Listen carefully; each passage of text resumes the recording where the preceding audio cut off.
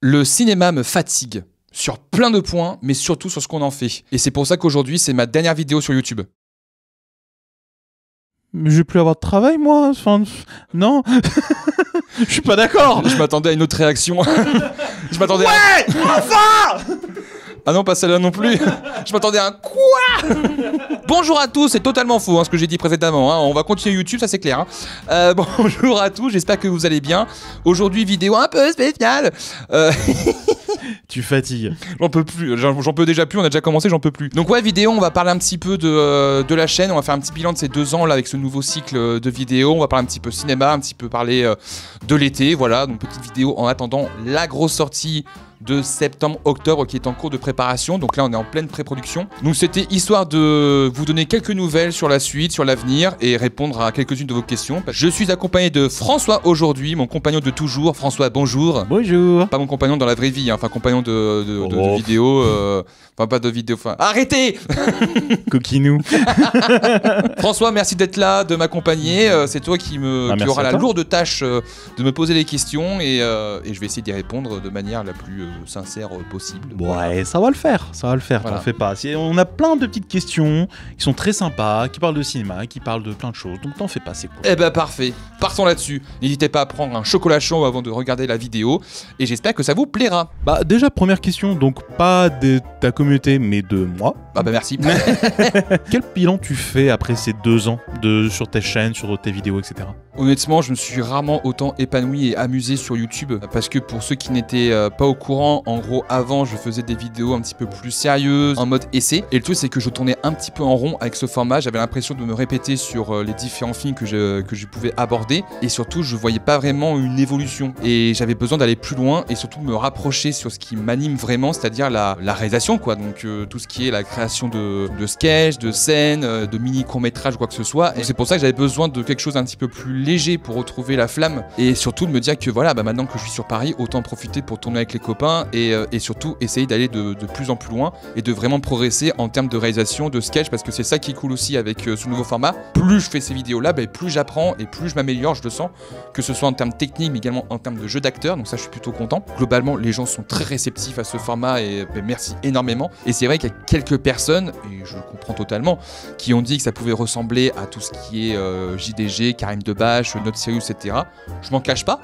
Je m'en cache pas parce que ça a toujours été des personnes qui m'ont donné envie de me lancer dans les vidéos. En soi, c'était la suite logique des choses que j'essaie de faire ce format, mais tout en essayant de me l'approprier avec mon propre humour, mes propres scénettes, ma propre analyse aussi quoi. Enfin, je sens qu'il y a une vraie progression en fait, et ça fait plaisir. On arrive à un certain point un peu compliqué, c'est que c'est le budget. C'est le budget, ça demande pas mal de temps, de moyens, de disponibilité pour les gens. Il y a 3 points sur lesquels je pourrais essayer d'investir plus ou demander des aides. C'est soit sur la réalisation, faire quelque chose d'encore plus propre avec des vrais costumes ou quoi que ce soit. Mais c'est vrai qu'on arrive à un moment où moi j'aime bien par rapport à l'humour, c'est pas me moquer du film, mais me moquer avec le film.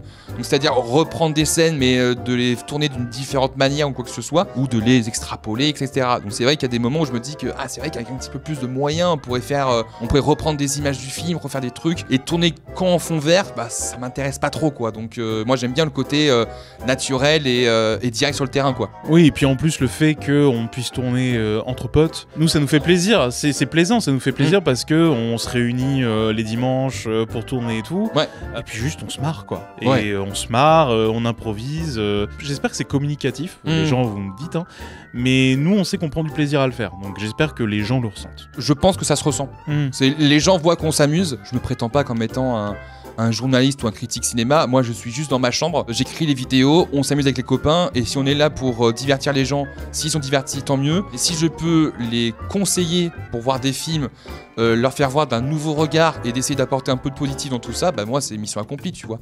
Les 2 autres choses sur lesquelles je pourrais potentiellement améliorer les vidéos, c'est sur le montage, ça permettrait d'être plus actif, mais et aussi d'avoir plus d'effets, histoire de dynamiser un petit peu tout le fil rouge de la vidéo, l'immersion. Et la 3e chose, c'est sur l'écriture. Savoir si j'ai besoin de quelqu'un pour approfondir l'analyse, trouver d'autres idées pour des sketchs, etc. Donc voilà, je me pose ces questions par rapport à ça. Bah surtout sur l'écriture, j'aide un petit peu comme ça, mais c'est la majeure partie du temps, enfin t'écris 95% du script, et moi je lis vite fait, et je me dis ah tiens peut-être cette idée de van, cette idée de sketch. Ouais, l'idée c'est que François est là pour me proposer des idées de sketch par rapport à ce que je fais, parce que généralement j'ai l'idée de sketch mais j'ai pas forcément les dialogues précis ou la chute, et aussi il m'aide aussi à voir pour le côté propos d'analyse, est-ce que c'est pertinent, est-ce que c'est suffisant, parce que le but c'est d'avoir quelque chose d'accessible, de pertinent et d'argumenté. Si t'as besoin d'un auteur, effectivement c'est quelque chose où nous deux on travaille, etc. C'est vrai que c'est quelque chose qui forcément nous prend du temps. Ça prend du temps, parce que c'est pas du tout mon métier principal. Voilà, c'est ça, c'est de prendre du temps libre, etc.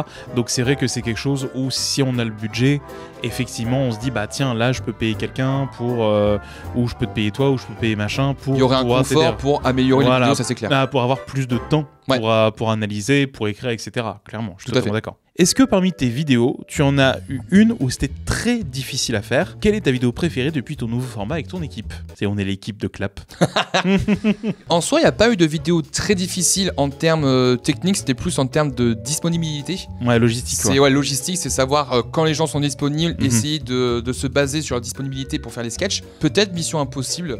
Parce que Mission Impossible, ça a été la première, on a fait une vraie séquence sérieuse.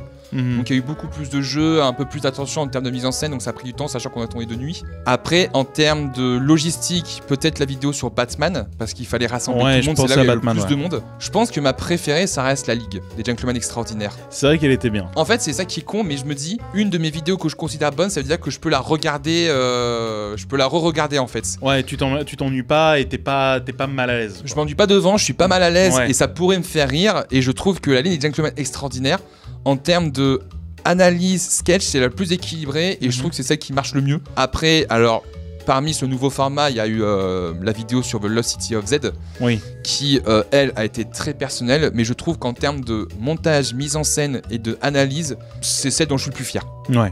Je pense que c'est elle. Où en est la troisième partie de la trilogie sur Mr. Robot? Je sais pas. You can see over rainbow. Je veux la faire, je veux vraiment la faire. Sauf que là, pareil, j'ai été dépassé par mes ambitions parce que pour ceux qui connaissent la série, je veux reprendre la mise en scène d'un des épisodes les plus marquants de la série, si ce n'est marquant de la télévision. Mais pareil, ça demande beaucoup de temps d'analyse et d'écriture parce que ça va être une analyse vraiment globale de la série et surtout de cet épisode-là. Mais il faut juste que je trouve le temps et que je trouve l'inspiration aussi parce que je sais ce dont je veux parler, mais trouver la direction et le bon timing et la bonne écriture, ça va être un peu long. Donc en soi, je veux rien promettre par rapport à ça, mais je veux le faire. Je veux vraiment faire cette vidéo parce qu'elle me tient énormément à cœur. Mais ce qui est sûr, c'est que ce sera pas le cas avant au moins 2027, je pense. Vas-tu mettre la chaîne un peu de côté pour te lancer un peu plus dans ta chaîne secondaire Pokémon? Non. Voilà. C'est une réponse très claire. Non, parce que le but c'est que la chaîne secondaire Pokémon, donc pour ceux qui l'ont pas vu, abonnez-vous. C'est un bonus en fait, c'est ma cour de récré.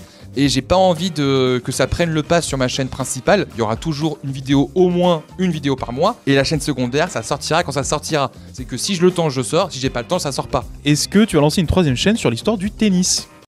Putain, en vrai, j'aimerais bien aussi. Putain. En fait, c'est fou, c'est que j'ai envie de parler de plein de choses, notamment du tennis. J'ai été arbitre de tennis pendant plus de 20 ans. J'ai été arbitre de chaise et juge de ligne, donc arbitre de tout si vous préférez. Il a fait la finale de Roland-Garros plusieurs fois. J'ai fait 3 finales à Roland-Garros, la finale de la Coupe Davis, j'ai fait plusieurs finales de Paris-Bercy, Monte-Carlo. Je vais pas déballer mon CV, mais c'est quand même pas dégueu.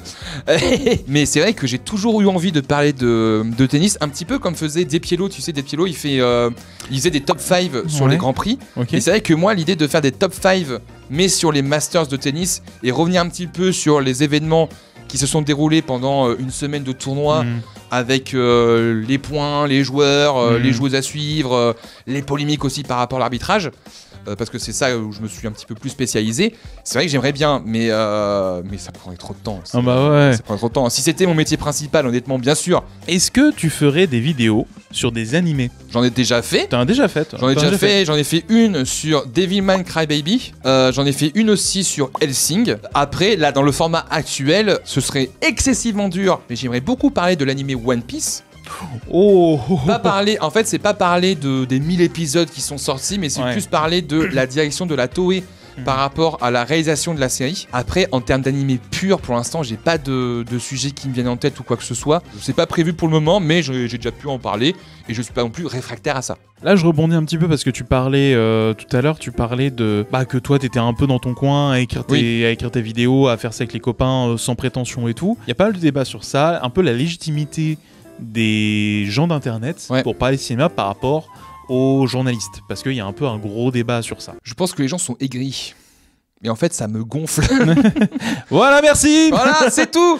Non, mais en fait, c'est que effectivement, même moi, de mon point de vue, je me pose énormément de questions sur ma légitimité à moi à parler de cinéma, de savoir si mes avis sont pertinents, si mes conseils de films sont pertinents. C'est difficile à expliquer, mais c'est vrai que ces derniers temps, il y a eu pas mal de débats et de polémiques autour des créateurs cinéma, surtout sur TikTok. Et je voulais revenir là-dessus parce que ça me fatigue en fait. Ça me fatigue de voir toujours les mêmes débats, de voir toujours les mêmes disputes et de voir autant de gens se tirer dans les pattes. Je pense qu'on se rend pas compte de la portée de nos mots sur les vidéos ou quoi que ce soit. On a une importance en fait dans la qualité du cinéma actuel. On va pas se le cacher, on vit pas une super période actuelle, que ce soit en termes social et politique. Mais non. Que là, tu m'apprends quelque chose. Mais surtout que aussi le cinéma en est impacté entre la hausse des services de streaming, la baisse de la qualité des blockbusters actuels, la hausse des places aussi, enfin, il y a plein de soucis par rapport au cinéma, et je pense que nous, et même si je déteste m'appeler comme ça, mais malheureusement c'est factuel, je reste un influenceur et créateur. Et vraiment, je déteste m'appeler comme ça. Pour moi, je suis juste un vidéaste, voilà, qui est dans son coin, qui fait ses vidéos pour faire plaisir aux gens et pour me faire plaisir à moi. Mais je pense qu'on a un rôle important par rapport à ça. Et je pense surtout que, et putain, il faudrait qu'on essaie de partager du positif. Mais j'ai vu des horreurs ces derniers temps par rapport à ces films-là qui sont sortis cet été. Ce film ne doit pas marcher, ce film a fait un flop, et tant mieux. Cet univers doit creuser, etc. Mais putain, mais calmez-vous les gens. Mais c'est fou d'être aussi aigri. Et je comprends qu'on puisse être en désaccord, ne pas aimer tel ou tel film, etc. Mais putain, mais elle est où l'humilité, elle est où l'empathie dans tout ça en fait? C'est ça qui est fou. C'est dingue. Oui, en fait, de toute façon, on est dans une période, de toute façon, que ce soit sur Internet, etc., où on sait que les vues, les commentaires, les réactions vont arriver si tu es assez violent dans tes propos aussi. C'est ça en fait mon principal reproche. Il y a de plus en plus de gens qui parlent de cinéma aujourd'hui sur les réseaux sociaux, et tant mieux, parce que en fait c'est le public qui est responsable du succès d'un film, et donc ça c'est important de le garder en tête. Moi c'est pas forcément le fait de voir des gens aimer ou pas aimer un film qui m'énerve, en fait ce sont les intentions derrière. Pourquoi on parle cinéma aujourd'hui? Pourquoi on émet des avis et des critiques cinéma aujourd'hui? Est-ce que parce que on aime ça, on est vraiment passionné? Ou est-ce que c'est juste pour se faire remarquer? Est-ce que c'est juste pour surfer sur un bad buzz et juste se dire j'utilise la niche du cinéma pour me faire remarquer, pour arriver à mes fins, ou potentiellement me dire que voilà, je vais avoir plein d'abonnés et plein de vues parce que je vais critiquer ce film-là, etc. Je suis personne pour dire ça, parce que encore une fois, je vous connais pas, mais c'est ce qui s'en dégage en fait. Parce que on utilise les codes des réseaux sociaux pour vendre nos vidéos. Rien que de dire le terme vendre, ça m'énerve.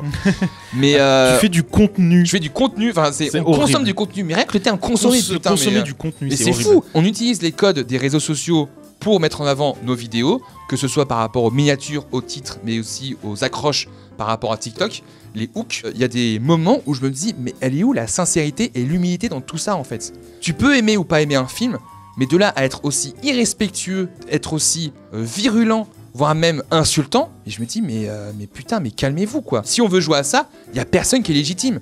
Parce qu'en soi, on n'est pas journaliste ni critique, ça demande de la rigueur, une formation, de l'argumentation. Et sur TikTok, déjà, on peut pas argumenter en 1 minute 30.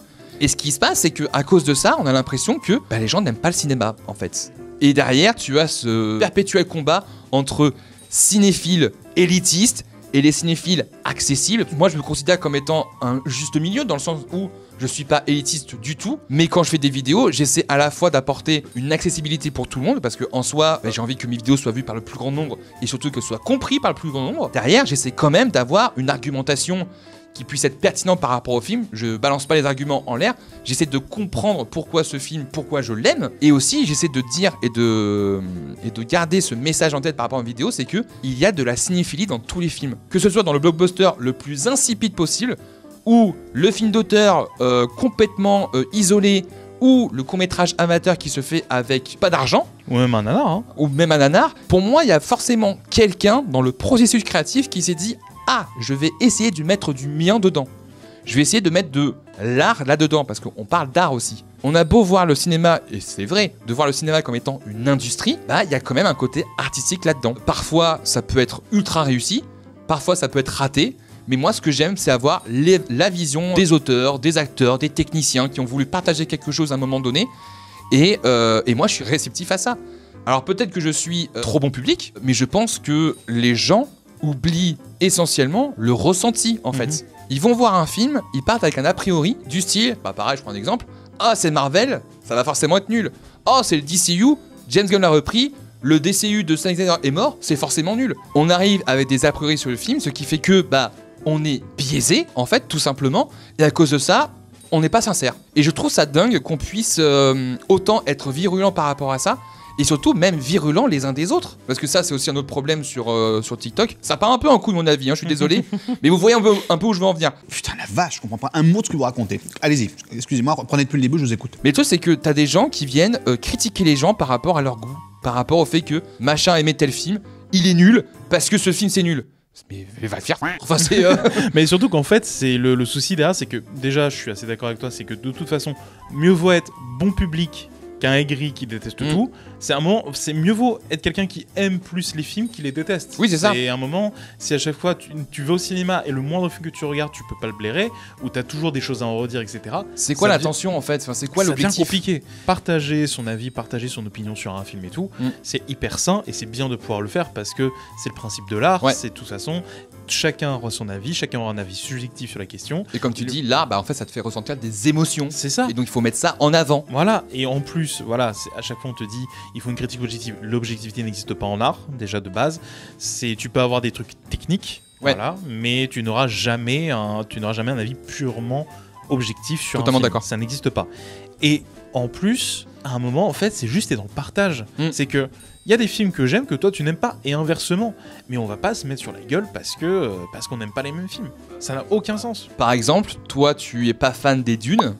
Non, c'est vrai, je suis pas très fan du film. T'es pas fan des Dunes et moi j'ai aimé, tu vois. Ouais. Et à chaque fois je réponds à ça, bah je préférerais être à ta place. Oui, c'est ça. Et me dire, bah j'ai passé 2 heures à kiffer un film plutôt que de dire, ah là j'ai passé 2 heures et j'ai pas aimé le film, quoi. Ça veut pas forcément dire que des gens ont aimé un film, que ça y est, leur avis est complètement biaisé aussi. Non, bien sûr. Moi, je trouve ça mieux qu'on partage du positif par rapport à ça plutôt que de constamment se critiquer en permanence ou quoi que ce soit. C'est important de remettre en avant aussi le positif pour que les gens puissent revenir au cinéma déjà. Oui. Tous les films ne sont pas réussis, et je comprends, je constate.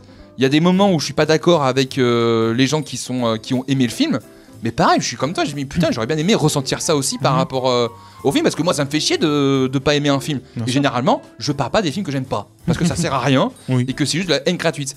Et dans mes vidéos, quand je parle de films que je considère comme étant des nanars, peut-être que pour les gens, et que même pour moi ce sont des nanars, mais je les aime tellement au premier degré que je me permets d'en parler parce que je les aime d'amour en fait. Et je pense que c'est ça qui est important à garder, c'est que l'émotion va primer sur l'objectivité. Autre problème, ce fameux culte autour de Letterboxd, avec les gens qui mettent des notes, etc., ou qui loguent les films qu'ils ont vus. Il y a 2 choses. Premièrement, on peut pas voir tous les films. Et c'est pas parce qu'on n'a pas vu les films que vous avez vus qu'on est forcément un culte. Le cinéma est tellement pluriel et tellement vaste que chacun son rythme. Et que c'est pas parce que t'as pas vu des films des années 50-60 que forcément ton avis il est biaisé. Moi je prends un exemple, Xavier Dolan, il a pas vu un seul Hitchcock. Nous tu dis est-ce que c'est un connard? Bah non, il est très gentil Xavier Dolan. Et au lieu de toujours tomber les uns des autres parce que vous n'êtes pas d'accord sur les avis, pourquoi on discute pas? Pourquoi on débat pas? Parce que la plupart du temps, tous les avis sont valables. Tout avis est bon à entendre, mais il faut juste être bienveillants les uns des autres, discuter, proposer je sais pas, des suggestions de films, de livres ou quoi que ce soit, et comme ça on essaie d'avancer les choses, parce que c'est quand même important aussi de garder un esprit critique par rapport à tout ça, mais encore une fois, bienveillance, respect et humilité quoi. On est tous des gens dans nos chambres à faire des vidéos, à parler de films, on dit souvent que machin n'a pas la légitimité de parler de ça parce que c'est l'exemple de il fait un film mais t'as pas fait mais cet argument n'est pas valable parce que sinon la critique journalistique n'existerait pas en fait. Oui, c'est ça, c'est important qu'elle existe. De manière générale, voilà, on n'a pas besoin de faire du film, de réaliser des choses pour avoir un avis sur quelque chose. C'est comme tu n'es pas obligé d'écrire un bouquin pour être un bon lecteur et un bon critique littéraire. Mais par contre, comme tu dis, être critique de film, critique cinéma, journaliste cinéma, ça demande de comprendre, en fait, d'avoir une certaine culture historique du cinéma, de manière générale. Les réalisateurs, de manière générale, ou les scénaristes vont référencer, ils ont vu des films, ils ont vu des séries, et ils vont dans leur œuvre référencer consciemment ou inconsciemment des trucs qu'ils ont vus. Donc en tant que critique ou en tant que journaliste, c'est peut-être important de savoir de quoi ils parlent. Parce que c'est leur métier. C'est leur métier. Et donc il faut connaître un petit peu la technique, il faut savoir un petit peu comment fonctionne la production, comment fonctionne la lumière, comment fonctionne la réal, etc. Avoir une certaine culture historique de tout ça pour pouvoir avoir un avis qui au final va être détaillé, va être argumenté. Mais est-ce que tu es foncièrement d'accord avec ça? Non, parce qu'au final, à chaque fois qu'on va sur Allociné et qu'on regarde les critiques presse, moi je sais que par exemple ça va être Mad Movies ou ça va être l'écran large, etc. C'est des avis qui pour moi m'importent un peu plus parce que ils sont beaucoup plus sur mes goûts. Alors que Télérama ou peut-être les cahiers du cinéma, bon, ça va peut-être moins me toucher. Mais voilà, donc en fait c'est hyper subjectif, il faut avoir les connaissances pour ça. Et le truc c'est que je pense qu'il y en a plein qui sont des fans de cinéma, mais là ce sont comme tu dis des influenceurs, c'est pas des critiques, c'est pas des journalistes. En fait il faut trouver un juste milieu dans tout ça en fait. Exactement. Tout simplement. Exactement. Toute façon, c'est comme dans tout, hein. Il faut un juste milieu pour créer un monde quoi. Donc, voilà, ça ne remet pas en cause la légitimité des influenceurs s'ils veulent parler de quelque chose, juste que s'ils en parlent, il faut le faire avec suffisamment de bienveillance parce que un film, même grosse production, etc., ou même tout petit film comme tu dis, c'est quelque chose qui a pris du temps pour se faire, qui a demandé à des gens de travailler des heures et des heures pour le faire. Et donc à un moment, tu peux ne pas aimer, mais il faut au moins respecter un petit peu l'œuvre qui a été créée. Oui, c'est ça, c'est vraiment respect, bienveillance par rapport... Et même si les intentions ne sont pas... forcément ultra artistique, t'auras toujours quelqu'un dans le processus qui va essayer de mettre du sien dedans. Bien sûr. Et je pense que rien que ça, c'est il faut respecter ça. Et aussi, c'est pas parce que vous regardez 1000 films par jour que vous êtes forcément légitime aussi. C'est pas une course, en fait, la cinéphilie. C'est pas parce que tu regardes énormément de films que ça y est, tu es légitime aussi. Ça, c'est autre chose. C'est qu'encore une fois, ce n'est pas une course. Ce n'est pas celui qui a la plus grosse bibliothèque. Quoi ? Hein? C'est le fameux même de... Vous avez des grosses étagères Billy chez vous. Non mais encore une fois, c'est que la légitimité, elle se construit. De mon point de vue, c'est qu'il n'y a aucune légitimité dans le sens où tout le monde peut parler d'un film et tout. Mais juste que si tu entreprends une critique négative, surtout, putain, fais-le avec des pincettes. Mais vraiment. Surtout avoir des arguments. C'est ça en fait. C'est qu'à un moment, si tu veux critiquer quelque chose en termes de montage, de réalisation, de scénario, etc. Et quand même un petit peu d'expérience dans le truc et te dire, ok, ça je vois qu'il y a un problème, tu vois. Et l'argumenter. C'est comme tout, hein. En fait, c'est comme dans tout débat que tu peux faire, faut argumenter. C'est ça, exactement. C'est tout en fait. Vous allez finir par vous aimer les uns les autres, bordel de merde. Derrière ça, moi je vais rebondir. Alors très rapidement, je vais revenir un petit peu sur les 3 films de l'été, là, les grosses sorties. Que ce soit Jurassic World, Renaissance, Superman et les 4 Fantastiques. Ouais, parce que ça partait de ça de base. Hein. Oui, c'est ça, le gros débat, ça partait des films d'été. J'ai pu voir des trucs ahurissants sur plein de points en fait qui sont hyper intéressants. Donc je vais essayer de revenir sur chacun d'entre eux. Mais déjà par rapport à Jurassic World Renaissance, j'ai bien aimé. Pareil. Voilà, c'était cool, on a passé un bon moment. De ouf. On s'est marré devant. Et en soi, je l'ai vu une fois, ça m'a suffi. Un peu pareil. Mais en tout cas, j'ai pas boudé mon plaisir. J'ai vu plein d'avis en mode ouais, c'est une suite ratée, etc. Machin, patacoufin.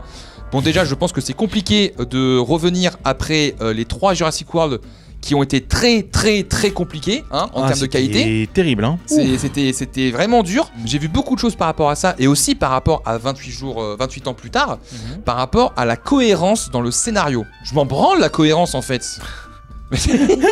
Alors que l'un de ses films préférés s'appelle Cohérence. Oui, c'est ça en plus. Mais surtout que un de mes films préférés, c'est Retour vers le futur, qui est un des films les plus incohérents qui existent. Ah, je suis pas d'accord. Non, mais dans le sens où t'as plein d'erreurs scénaristiques par rapport au voyage dans le temps, tu vois. Oui. Et il y a plein de trucs qui fonctionnent pas parce que tu te dis, mais attends, comment c'est possible, machin. Je prends un exemple. Comment Biff a pu réussir à retourner dans le passé en utilisant toutes les commandes de la DeLorean alors qu'il ne sait absolument pas comment ça fonctionne, tu vois. Oui. Il y a plein de détails comme ça, tu vois. Et je dis pas que c'est incohérent dans le sens où ça ne fonctionne pas. Mais je dis juste que par rapport au voyage dans le temps, on s'en fout en fait. On s'en fout en fait, on s'en fout, on prend du plaisir devant le film et c'est ça qui compte. Ouais. Et là pour Jurassic World, c'est le côté incohérence parce que les personnages arrivent à survivre ultra facilement. Mais dans un monde avec les dinosaures, c'est sûr qu'on n'arriverait pas à survivre aussi facilement. Mais je trouve que c'est ça qui est aussi grisant, tu vois. Il y a plein de Deus Ex Machina pour que les personnages puissent survivre. Et sauf que à force en fait ça devient trop fun. Tu dis mais comment ils vont réussir à s'en sortir. Et à chaque fois t'as des situations qui sont mais débiles as fuck. mais ils savent que c'est trop fun. Mais ouais. Enfin moi je le ressens comme ça, beaucoup de gens pourraient le ressentir en disant que c'est n'importe quoi, c'est pas du tout cohérent et j'ai besoin d'une cohérence pour pouvoir suivre, mais moi j'ai pas besoin de ça. Et c'est pas grave, c'est les deux peuvent coexister ensemble, tu vois. On n'a pas besoin de tout le temps avoir une histoire complexe. Il y a beaucoup de films qui ont un concept de base très sympathique, mais qui le complexifient à cause de relations de personnages, de sous-intrigues, de thématiques ultra complexes. On n'en a pas besoin. Et là, pour ce Jurassic World, on n'en avait pas besoin parce que ça nous permet de revenir à un côté survival horror qui manquait dans les Jurassic World. Ouais. Donc là, c'était cool. C'était vraiment, on retrouve la première atmosphère du premier Jurassic Park. Même le premier Jurassic Park en lui-même avait un scénario assez simple. Oui, c'est simple. C'est simple, mais efficace. Et surtout que j'ai pas besoin d'avoir tout le temps des personnages qui ont une psychologie ultra approfondie. J'ai pas besoin de ça pour avoir de l'empathie pour eux. Pour moi, ça fonctionnait avec Scarlett Johansson et Mahershala Ali parce que j'ai pas besoin non plus d'avoir des personnages immensément profonds, quoi que ce soit, pour ressentir de l'empathie et être en immersion avec eux. Ça sert à rien de toujours vouloir des films ultra complexes, des films avec des intrigues qui partent dans tous les sens. Non, un film peut être simple, mais ultra efficace et entraînant. Et je pense que pour ce Jurassic World, c'était important. J'ai pas besoin qu'un film soit cohérent de A à Z pour l'apprécier. Oui. Non, parce qu'en soi, déjà notre monde est incohérent, notre monde est illogique et on prend plein de décisions qui sont totalement incohérentes. Donc en soi, il n'y a pas de problème par rapport à ça. Et surtout, il faut quand même garder à l'esprit qu'on est parfois obligé de casser la cohérence. Il ne faut pas que ce soit trop gros non plus, ça je suis d'accord. Mais on est parfois obligé de casser la cohérence pour pouvoir donner un moteur au récit, parce que sinon ça n'avance pas. Bah, c'est ce qu'on appelle la suspension consentie d'incrédulité. C'est qu'à un moment, en fait, cette suspension, c'est un contrat tacite que le film passe avec le spectateur en disant « Ok, on va te montrer des trucs qui sont pas réels, qui vont pas forcément être hyper cohérents par rapport à ton monde, mais c'est pas grave, tu vois. Ça. Et en fait, du moment que tu vas pas trop loin dans le délire et que là tu casses cette suspension consentie, bon, voilà, tu peux faire un peu entre guillemets ce que tu veux, mais il faut que ça soit vraisemblable dans l'univers que tu crées. Et c'est là aussi tout le problème, c'est que la plupart du temps, j'ai l'impression que les critiques se concentrent que sur le scénario. Ils vont baser leur avis que sur le scénario. On parle quand de mise en scène, on parle quand des acteurs, de jeux d'acteurs, de musique, de thématiques. Je sais que le scénario c'est hyper important, mais la base. C'est la base, mais sans mise en scène, le scénario il sert à rien. La mise en scène permet d'illustrer au mieux le scénario. Et je trouve que la mise en scène de Jurassic World était très efficace. Il y avait des plans qui étaient iconiques, qui marchaient beaucoup. Je pense que Gareth Edwards aurait pu aller un peu plus loin, le connaissant. Mais franchement, il arrive à tenir le truc. Et ça marche bien, c'est rythmé, on passe de bons moments. T'as le côté émotionnel qui ressort quand tu revois les brachiosaures qui, même si c'est un copier-coller, mais tu ressens quand même l'émotion. C'est pas des brachiosaures, mais c'est un peu tout comme, tu vois. Oui, c'est ça, ouais. Mais c'est vrai que, comme tu dis, c'est pareil, un peu comme toi. C'est une émotion que j'avais pas ressentie depuis les premiers Jurassic Park, où je me dis, il y a un émerveillement, où je dis, oh, ça fait du bien de revoir des dinosaures en fait. Et pourquoi ? Parce que déjà t'as le côté gigantisme de la mise en scène qui permet de voir ça, et aussi parce que t'as l'acteur, Jonathan Bailey, mais qui retransmet ça. Ouais, il y a un amour. La musique aussi de Alexandre Desplat qui joue beaucoup là-dessus, enfin qui évite de toujours repomper le même thème de Jurassic Park. Là, c'est un thème différent par rapport à ça, et ça fait plaisir. Et en fait, tout ça cumulé fait que, au-delà de la cohérence du film, tu ressens de l'émotion, et c'est ça qui compte. Jurassic World, c'était cool. Est-ce que ça vaut un bashing pareil ? Je pense pas. Je le trouve beaucoup plus honnête personnellement que le dernier Jurassic World de Dominion. Il était affreux. Je suis désolé. Par rapport à tout ce que j'ai dit avant. En fait. C'est la grosse boulette. Non mais surtout, je pense que si Jurassic World Renaissance était le 4e réel opus, je pense qu'il aurait été plus accepté. Ah, peut-être, ouais. Mais bon, ça c'est. Oui, non, mais je suis d'accord. Mais tu vois, au final, tu sens qu'il y a quand même une intention de revenir à quelque chose de plus simple, de plus viscéral, plus axé sur l'émerveillement et la peur de voir des dinosaures. Et je trouve qu'au moins ça se rapproche un petit peu du premier, sans faire dans du fanservice. Ouais, parce qu'ils sont filmés à la fois comme des monstres, comme étant des animaux, et ça fonctionne quoi. Non, franchement, je trouve que le film était chouette. Je sais pas ce qu'on peut faire après ça. Donc je sais pas si voilà. Oui, je sais pas. Mais en tout cas, je trouve que c'était chouette et que ça valait le coup. Voilà. Ensuite, nous avons, alors ça c'était le plus gros débat de l'été, ça a été Superman. Moi j'ai adoré. Voilà. Ouais, j'ai bien aimé aussi. Ouais. Moi j'ai adoré. Un peu trop, mais un peu trop de choses. Oui, alors moi je l'ai vu 2 fois justement. Ça reste assez difficile à appréhender au départ parce que effectivement il y a beaucoup de choses qui sont implantées parce que ça doit instaurer un nouvel univers et que ça manquait d'une réelle introduction. Comme disait James Gunn, on n'a pas besoin de revoir la mort des parents de Clark, etc. Mais c'est vrai que moi j'aurais bien vu une petite intro de soit pour introduire les univers de poche de Lex Luthor, soit pour introduire l'équipe du Daily Planet, soit pour introduire Superman, c'est un reportage de 2 minutes, mais tout simplement, tu vois. Mais juste un petit truc, je pense que le film aurait eu 10-15 minutes d'exposition en plus, pourquoi pas. Donc c'est vrai que je suis ressenti un peu dubitatif sur pas mal de points, même si j'ai ressenti des trucs de fou dans le film, et je me suis dit, j'ai besoin de le voir une deuxième fois pour mettre ses a priori de côté et essayer de me concentrer sur le film, sur les détails et tout. Et en fait, la deuxième fois, j'ai tellement adoré. Et j'ai trouvé ça incroyable. Et je trouve qu'aujourd'hui, faire un film de super-héros comme ça, avec une vision aussi forte que ce soit en termes de réalisation, mais également en termes de scénario, bah, ça fait plaisir. Et c'est ça que je trouve important aujourd'hui, c'est que on ne doit pas oublier la vision des auteurs et des réalisateurs. Mais j'ai eu des trucs aussi sur Superman, mais les gens sont d'une aigreur. Mais que ce soit entre les gens qui disent que ouais, l'univers se casse la gueule, ça ne fonctionne pas, ouais, le film doit pas marcher, c'est un flop, et tant mieux. Superman et woke, mais fermez vos gueules. Non mais les gars, c'est ne pas... C'est ne pas connaître Superman. C'est ne pas connaître Superman de base. Le mec a créé Superman, c'est justement pour parler de la déportation des Juifs. Mais c'est de base, c'est un immigré juif qui a parlé justement d'un homme qui peut aider tout le monde et qui aide tout le monde. C'est ça. C'est la base de Superman. C'est pour ça qu'il y a eu Man of Steel derrière. C'est pour enlever l'image du Boy Scout. Tout le monde pensait que Superman était un Boy Scout qui sauve les chatons et les avions. Tu vois. Et à un moment, c'est ça en fait le personnage. C'est ça. Superman, c'est un personnage qui est foncièrement bon, foncièrement gentil. Bien sûr. Et qui aime la Terre justement et qui est là pour aider.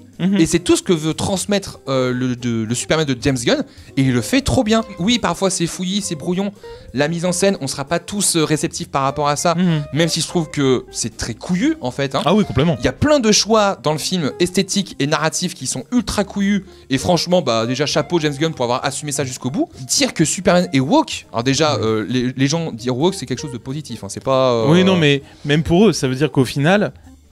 Superman, être woke, ça veut dire être gentil. Oui, c'est ça. Donc c'est quoi le problème en fait? C'est juste. Si vous n'êtes pas capable de vivre dans un monde qui essaie d'évoluer, cassez-vous quoi. Enfin, je sais pas, mais je suis désolé, je suis méchant, mais. C'est non, t'es pas méchant, t'es juste humain, c'est tout. Mais c'est ça qui manque, c'est l'empathie. Oui, non, mais tout ce que le film veut transmettre, c'est l'empathie en fait. Oui. Et je pense qu'aujourd'hui, pour parler cinéma, il faut avoir de l'empathie aussi. Je suis très impatient de voir ce qu'il va faire après, parce qu'on sent qu'il maîtrise son truc et que même si ça part un peu dans tous les sens, il y a une direction, il y a une vraie vision des choses, et en termes d'émotion et de spectacle, ça fonctionne. Et moi j'ai adoré. Et franchement, je vous conseille vraiment d'aller le voir, pour ceux qui l'ont pas vu, déjà pour vous faire votre propre avis, et surtout de vous dire que putain, on peut réussir après tous les films de super-héros qu'on a eu ces dernières années. Il y a quand même des films qui parfois sortent du lot, où on peut se dire que voilà, c'est peut-être pas au niveau pour certains, mais au moins il y a une vision. Voilà. Et c'est ça qu'il faut. Mais je suis d'accord, ça renouvelle un peu le truc, tu vois, ça renouvelle un peu le film de super-héros d'une certaine manière, et surtout, perso, en fait, Jurassic World, là en fait les premières fois que je les ai vus, quand je suis ressorti, j'ai une préférence pour Jurassic World quand je l'ai vu par rapport à Superman, parce que Superman, je l'aime beaucoup, mais je trouve qu'il est un peu fouillé dans sa réalisation, il y a un peu trop de choses et tout. Et là, plus ça avance, plus l'émotion et le sentiment que j'ai pour Superman grandit. Oui, il te reste en tête. Il me reste en tête, alors que Jurassic Park, je le perds un peu. Et en fait, parce que Superman, j'ai plein d'images en tête, et James Gunn a eu un peu les balls aussi, de se dire, j'introduis mes personnages comme ça. En fait, l'univers existe déjà. Oui, c'est pas ça. En mode l'univers commence parce que Superman arrive. C'est comme il disait, c'est que c'est comme si tu ouvrais un comics et tu rentres dans l'histoire. C'est ça, tu rentres dans l'histoire. Et en fait, t'es là, tout est déjà installé. T'as déjà les Green Lantern, t'as déjà tout ça. Et donc, d'un coup, t'es en mode, ok, t'es embarqué dans une aventure, ça va à 1000 à l'heure. Il y a beaucoup de choses. On s'ennuie pas par contre. On s'ennuie pas, ça c'est clair. Mais il y a beaucoup de choses, faut l'assumer. Putain, c'est prometteur quoi. Là, d'un coup, je suis en mode, bah les gars, là, j'ai envie de voir ce que vous allez faire pour Supergirl. C'est pas tenu par un producteur en fait, l'univers, c'est tenu par un réal. Et pour terminer sur Superman, en fait, ce que je trouve cool dans le film, ce sont tous les détails en fait. Les détails par rapport au décor, par rapport à la mise en scène.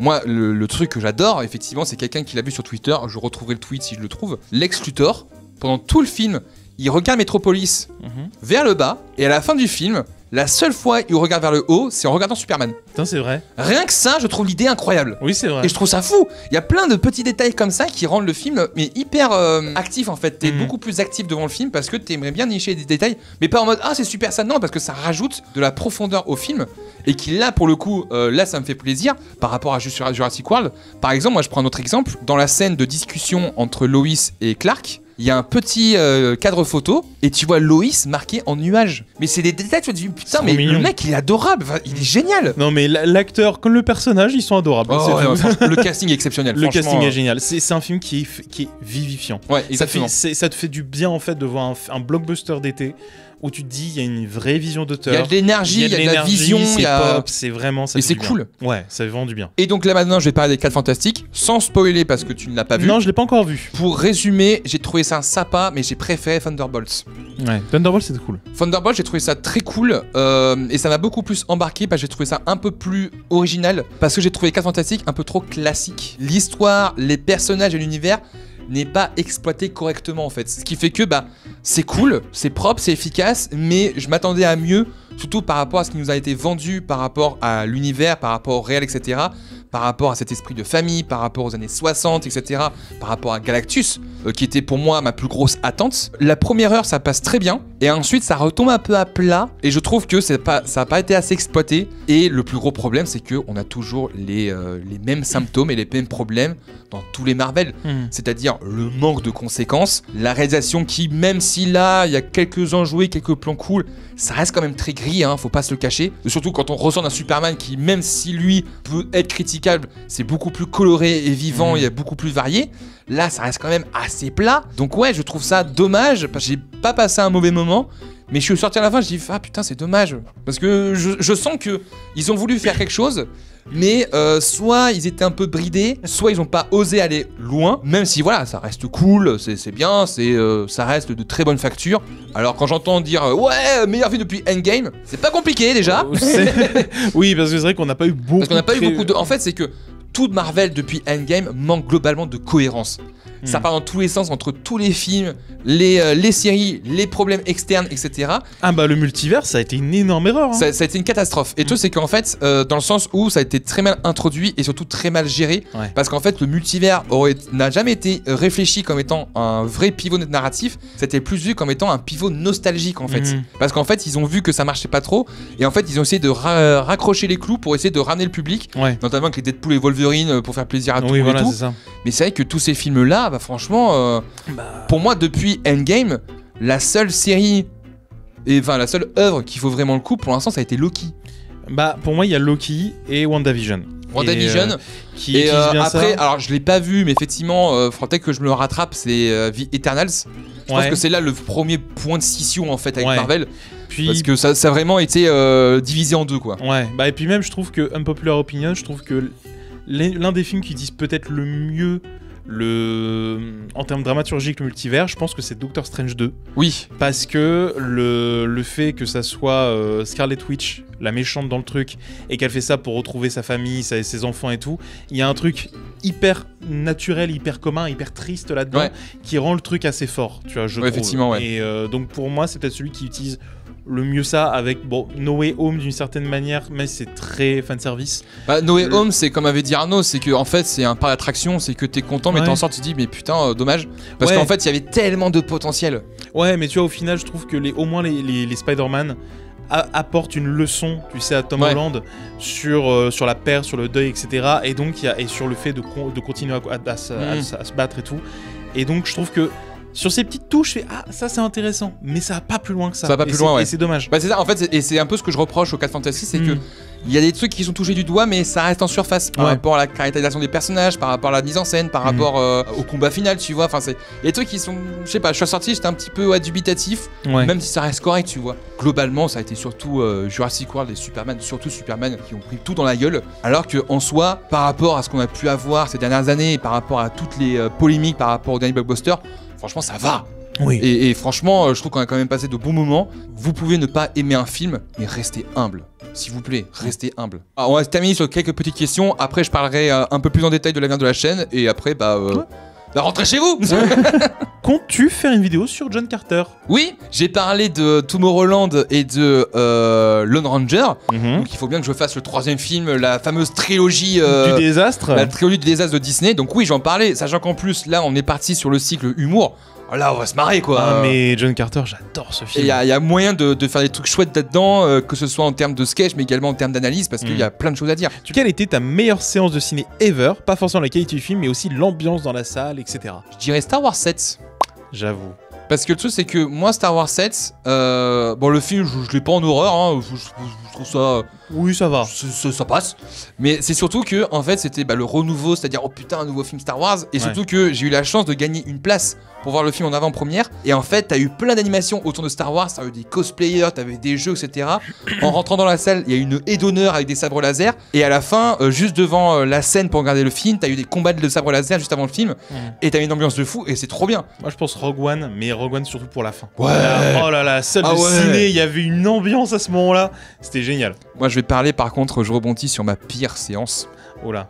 Je sais pas si c'est vrai, là je suppute, mais c'est par rapport à ce que j'ai ressenti à ce moment-là. C'était pour Infinity War. Je crois, je suis pas sûr, Je me souviens. mais je crois qu'un mec s'est branlé pendant le film. Je sais pas, je suis pas sûr. Il a énormément kiffé Thanos. Non mais je te jure, mais je pense qu'il a fait ça au moment où Iron Man est arrivé. Mais je te jure, mais je sais pas si c'est vrai. Mais déjà, il foutait un bordel dans la salle.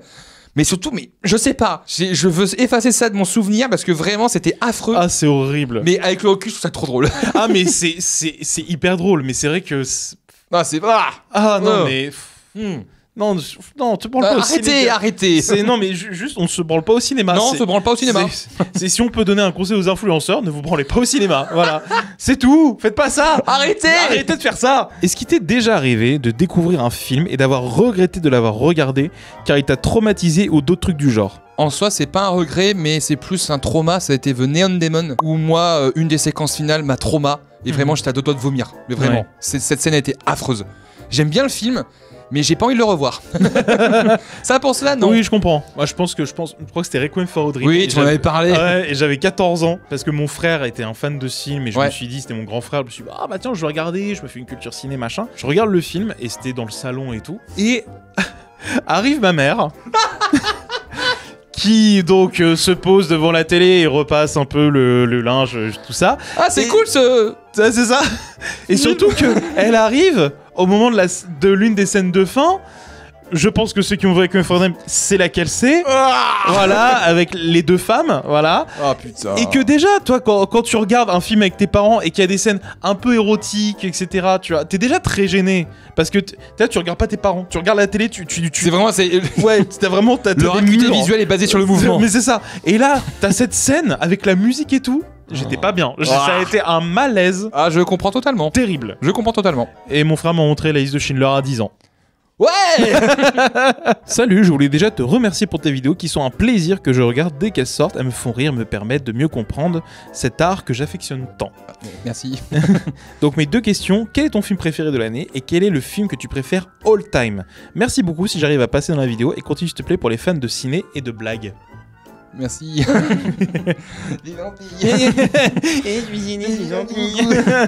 Bah mon film préféré all time c'est Velocity of Z. Ça ne bougera pas. Après mon film préféré de l'année c'est La Légende d'Oshi. Un film qui a été défoncé par la critique. Il s'est fait conspuer celui-là. Il s'est fait conspuer et moi putain qu'est-ce que j'ai aimé ce film. C'était fou. Mais vraiment si vous avez l'occasion de le voir, regardez-le. C'est trop bien. C'est trop cool. J'ai adoré. J'ai eu plein d'émotions devant. C'est un hommage au film, un film à la Goonies, à E.T. Et ça le fait tellement intelligemment. C'est trop bien. C'est trop cool. Quel est l'avenir de la chaîne? J'ai pas envie de trop me projeter. Moi l'idée c'est de continuer à faire ces vidéos-là, essayer de bien être régulier et surtout essayer de toujours m'éclater avec les copains. Ramener plus de copains aussi, essayer de découvrir d'autres personnes avec qui travailler, avec qui bosser et jouer. Moi, ce que j'aimerais, c'est faire beaucoup plus de mise en scène, de courts-métrages, etc. Et après, voilà, je réfléchis à des potentiels nouveaux concepts. Je sais que j'ai toujours du mal à assumer des nouveaux concepts, mais j'y réfléchis quand même parce que j'aimerais bien parler d'autre chose ou d'une autre manière de parler cinéma. Donc je réfléchis à ça. Pour l'instant, il n'y a rien d'établi, mais c'est en cours de pensage. Mais voilà, l'idée c'est de continuer à faire ce que j'aime, continuer à me faire plaisir, à vous faire plaisir et surtout parler des films que j'aime et essayer de trouver de la cinéphilie dans les films parce que y a de la cinéphilie dans tous les films. Et de parler de tout ça avec bienveillance, avec de fun aussi et continuer à s'éclater avec les copains. Voilà. Merci à tous, merci d'avoir suivi jusqu'au bout. N'hésitez pas à me suivre sur les différents réseaux sociaux. Ça s'affiche en dessous. Merci François de m'avoir aidé pour cette vidéo-là. Bah de rien, merci à toi de m'avoir invité. Retrouvez-le aussi sur les différents réseaux sociaux. Vous pourrez voir un petit peu ce qu'il fait en espérant un retour sur YouTube prochainement. J'ai des idées. Voilà, donc on te souhaite aussi très bon courage par rapport à ça. Merci. Merci à tous. On se donne rendez-vous en septembre ou en octobre pour la grosse vidéo de l'année. N'oubliez pas d'aimer les films que vous aimez. Des bisous!